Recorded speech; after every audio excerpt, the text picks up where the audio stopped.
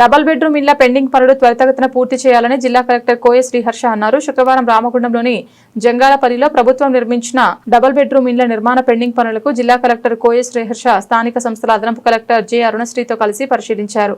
ఈ సందర్భంగా జిల్లా కలెక్టర్ కోయ శ్రీహర్ష మాట్లాడుతూ జంగాలపల్లి గ్రామంలోని డబుల్ బెడ్రూమ్ ఇళ్ల వద్ద ఉన్న పెండింగ్ పనులను త్వరితగతిన పూర్తి చేసి లబ్ధిదారులకు ఇండ్లు అప్పగించేందుకు సిద్ధం చేయాలని కలెక్టర్ అధికారులను ఆదేశించారు.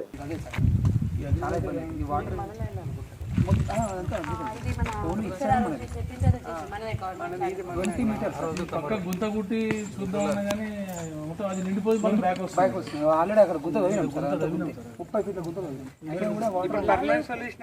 మరి మనకు ఒక 100 మీటర్ టేబుల్ వెళ్ళిపోవాలి.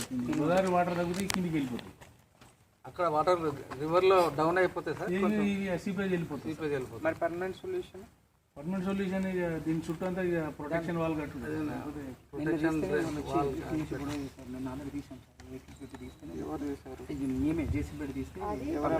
వీళ్ళు పొలం వాళ్ళు వచ్చి ఏమని మా వాటర్ ఇటు సైడ్ ఏం లేదు, ఇటు సైడ్ కానీ లేదు పర్మనెంట్ సొల్యూషన్ అంటే ఈ వాల్ కట్టకుండా ఏం చెప్పలేము.